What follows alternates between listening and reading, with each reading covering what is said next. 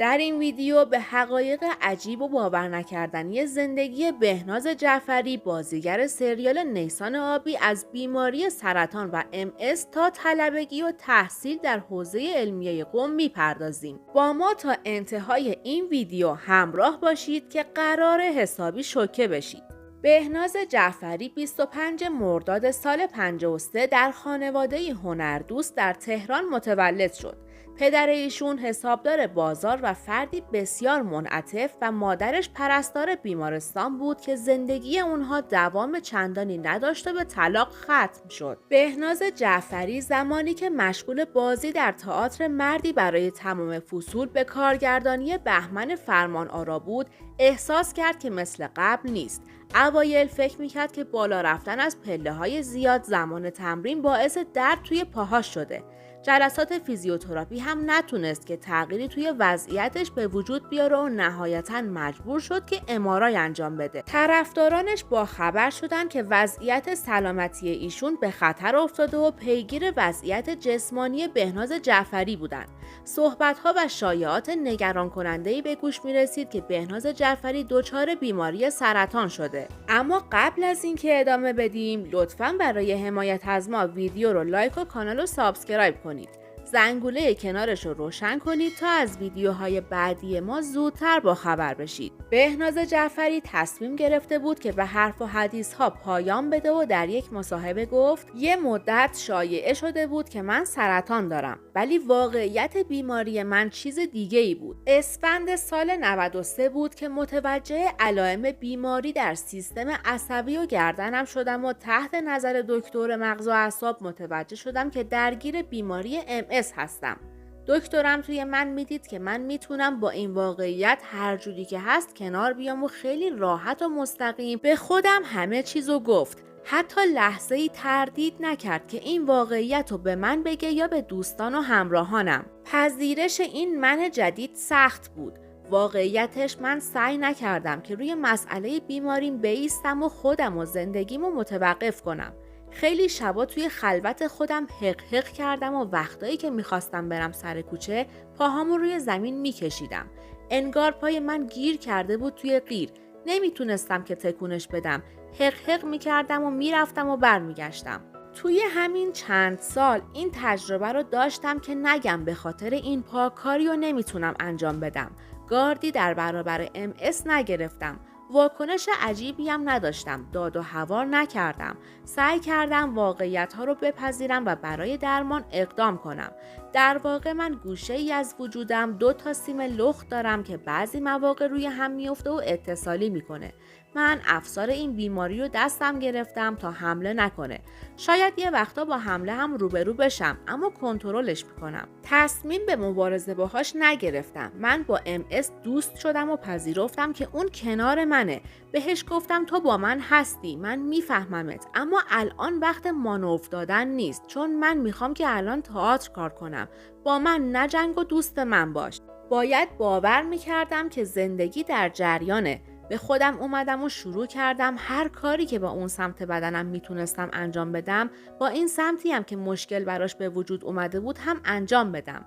همون زمان من با همون پا روی سطح شیبدار بعد از بیماریم هم کار کردم. مچبند میبستم و نیمبوت میپوشیدم و 3 تا کار سخت و پذیرفتم و انجامش دادم. من و آتنه فقیه نصیری هر دو توی یک زمان درگیر بیماری MS شدیم، اما من احساس میکنم که آتنه بیشتر دچار وسواس فکری شده. حتی ایشون یه مدت از بازیگری فاصله گرفت و به خودش رسما توقف داد و کار نکرد.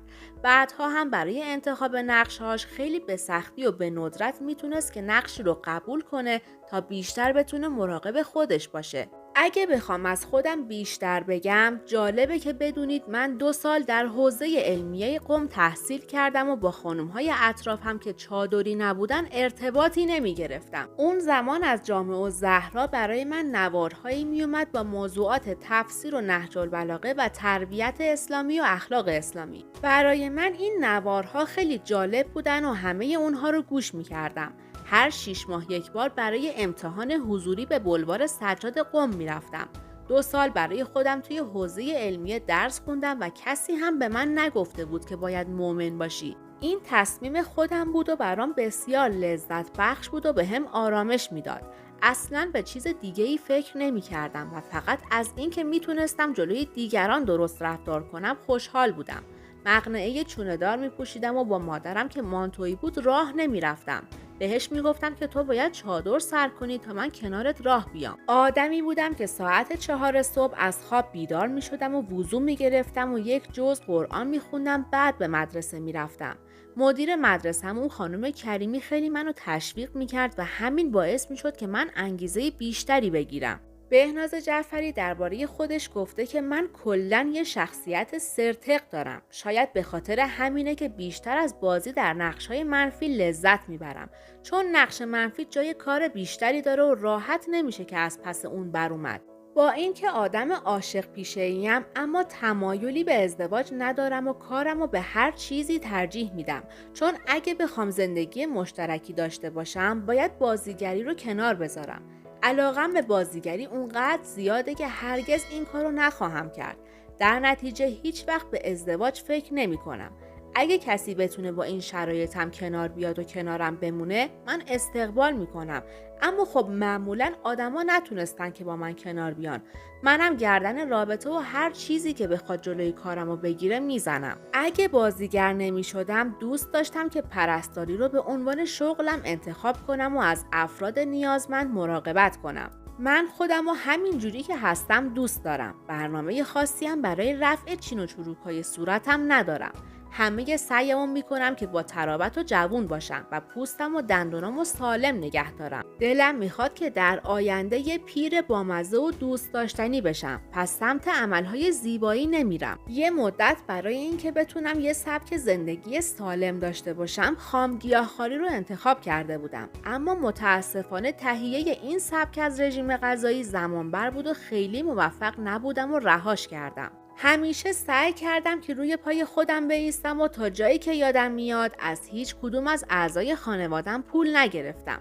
رشتم گرافیک بود و با طراحی‌های کوچیک سعی می‌کردم که برای خودم درآمد داشته باشم و وقتی هم که بازیگر شدم بی‌محابا کار کردم تا خرجم در بیاد.